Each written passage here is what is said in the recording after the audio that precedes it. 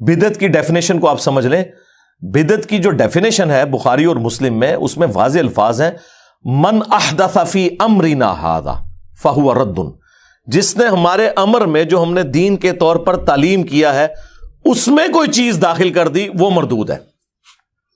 یہ الفاظ ہی بتا رہے ہیں. ایک ایکسٹریم کے اوپر اہل حدیث حضرات کا موقف ہے جو ہر معاملے میں بہت سینسٹیو ہوتے ہوئے بعض اوقات بدعت کے معاملے میں غلو کا شکار ہو جاتے ہیں، اور دوسری طرف ہمارے حنفی لوگ ہیں، خصوصاً بریلوی دیوبندی اور اہل تشیع، یہ لوگ دوسری ایکسٹریم پہ چلے جاتے ہیں. حق درمیان میں ہے. بدعت کے معاملے میں بہت سینسٹیوٹی ہے، اس میں کوئی شک نہیں ہے. من احدث فی امرنا ھذا فہو رد. جس نے ہمارے دین کے اندر کوئی ایسی چیز داخل کر دی جو اس میں سے نہیں ہے، وہ مردود ہے. اور ایک اور حدیث ہے بخاری اور مسلم میں. صحیح بخاری میں وہ ابن مسعود سے موقوفاً ہے، اور مسلم شریف میں وہ پوری مرفوع روایت ہے. جابر بن عبداللہ سے امام باقر علیہ السلام نے روایت کیا ہے، اور امام باقر علیہ السلام سے امام جعفر نے روایت کی ہے کہ نبی علیہ السلام جب کبھی بھی منبر پر خطبے کے لیے آتے تو آپ علیہ السلام فرماتے حمد و صلات کے بعد، اما بعد فإن خیر الحدیث کتاب اللہ وخیر الہدی ہدی محمد صلی اللہ علیہ وآلہ وسلم وشر الامور محدثاتها وکل محدثۃ بدعہ وکل بدعۃ ضلالہ وکل ضلالۃ فی النار. کچھ الفاظ جو ہے نا اس کے، وہ سنن ابی داؤد کے اندر اور جامعہ ترمذی میں ہیں، کچھ سنن نسائی میں ہے. میجورٹی جو پورشن ہے وہ صحیح مسلم میں 2005 نمبر یہ حدیث ہے، اور موقوفاً ابن مسعود سے بخاری کے اندر بھی موجود ہے کہ نبی علیہ السلام نے فرمایا کہ آگاہ ہو جاؤ، سب سے بہترین کلام اللہ کی کتاب ہے، سب سے ہدایت یافتہ راستہ محمد صلی اللہ علیہ وآلہ وسلم کا ہے، بدترین کام وہ ہیں جو دین میں خود سے داخل کر دیے جائیں. ایسے جو کام ہے یہ بدعتیں ہیں، تمام بدعتیں گمراہیاں ہیں، اور تمام گمراہیاں جہنم میں لے جانے والی ہیں. اللہم اجرنا من النار. اب اس کی وجہ سے نبی علیہ السلام نے کیٹاگوریکلی ایک حق بات امت تک پہنچا دی. لوگ جو بات بات میں پوچھ رہے ہوتے ہیں کہ جی یہ منع کہاں ہے، یہ منع کہاں ہے، بھئی ایک جملے سے چیز منع ہو گئی. بخاری مسلم دونوں میں حدیث ہے، نبی علیہ السلام نے فرمایا کہ مجھے اللہ نے جوامع کلمات کے ساتھ مبعوث کیا ہے، یعنی بات میں مختصر کرتا ہوں اور مفہوم گہرا ہوتا ہے. اب یہ مختصر سی بات ہے کہ سب سے بہترین کلام اللہ کی کتاب ہے، سب سے ہدایت یافتہ راستہ محمد صلی اللہ علیہ وآلہ وسلم کا ہے. بس اتنی بات ہوتی نا تو آپ کے لیے پھر بھی کوئی گنجائش نہیں کر سکتی تھی کہ ہاں آپ کا بھی ہے لیکن وہ زیادہ بہترین ہے. لیکن ساتھ جو کہا نا وَشَرَّ الْأُمُورِ مُحْدَثَاتُهَا، اور بدترین کام وہ ہیں جو خود سے انوینٹ کر دیے جائیں، اور یہ کام بدعتیں ہیں، اور تمام بدعتیں گمراہیاں ہیں، اور تمام گمراہیاں جہنم میں لے جانے والی ہیں. تو اب اس کے بعد کوئی گنجائش نہیں رہے گی. خواہ کوئی نیکی کا کام بھی کرے وہ بدعت کی کیٹیگری میں فال کرے گا. مثال کے طور پر اگر کوئی شخص عید کی اذان دینا شروع کرتے تو کسی حدیث میں یہ مینشن نہیں ہوا کہ عید کی اذان منع ہے.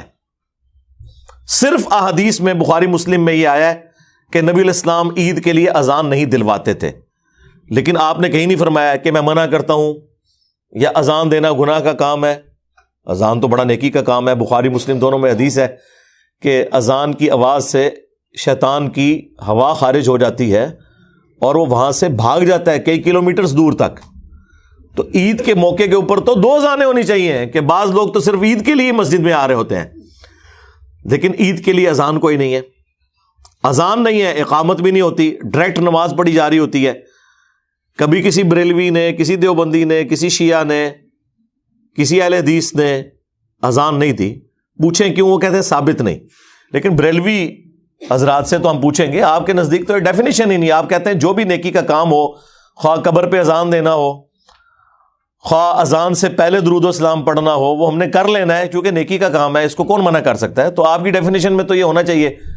تو وہ کہیں گے نبی علیہ السلام سے ثابت نہیں.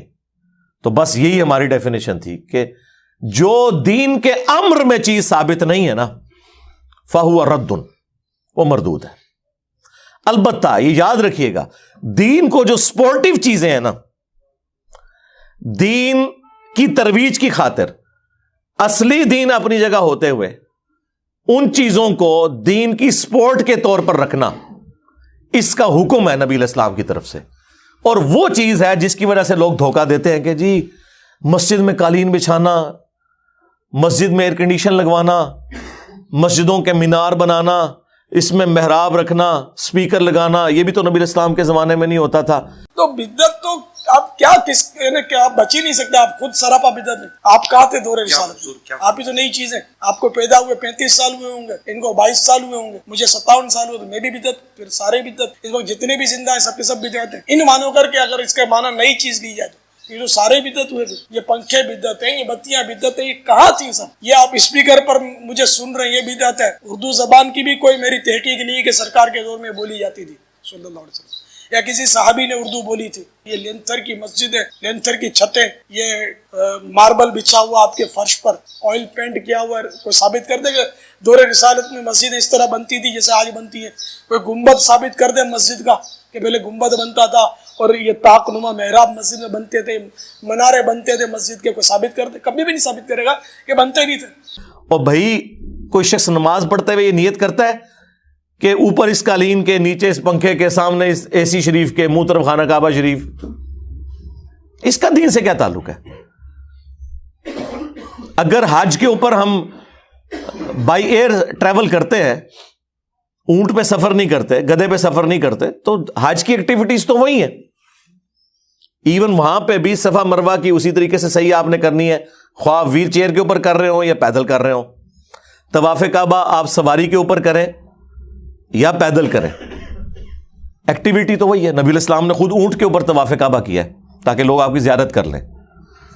اور یہ بھی جھوٹ ہے کہ نبی علیہ السلام نے پیدل حج کیا ہے، آپ علیہ السلام نے سواری پہ حج کیا ہے. ابھی خام لوگوں نے نا پیدل حج کیا جی، بڑا ثواب کا کام ہے. خود بھی مصیبت میں ڈلتے ہیں، ساتھ فیملی کو بھی عذاب میں ڈالتے ہیں. بھئی اللہ نے فیسلٹی دی ہے، نبی علیہ السلام نے بھی یوز کیا، آپ بھی یوز کریں. ہاں اگر صرف کوئی بیچلرز گئے ہوئے ہیں تو پیدل حج کرنا آسان ہے، کیونکہ آپ جلدی اپنے معاملات کو ٹیکل کر لیتے ہیں. وہ آپ جائیں گے تو آپ کو اندازہ ہو جائے گا انشاءاللہ تعالی. تو اصل ایکٹیویٹیز اپنی جگہ پہ ہیں، لہٰذا یہ بدعت کی کیٹیگری میں فال نہیں کرتی.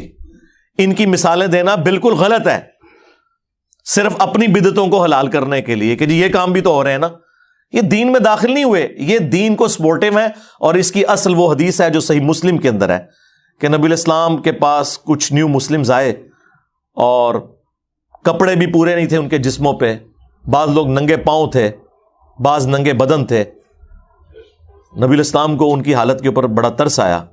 آپ علیہ السلام نے نماز کے بعد مسجد کے صحن میں ممبر لگوایا اور ایک بلیغ خطبہ ارشاد فرمایا جس میں آپ نے انفاق فی سبیل اللہ کی ترغیب دلائی اور فرمایا کہ اپنے آپ کو جہنم کی آگ سے بچاؤ، خواہ ایک کھجور ہی صدقہ کر کے ہو.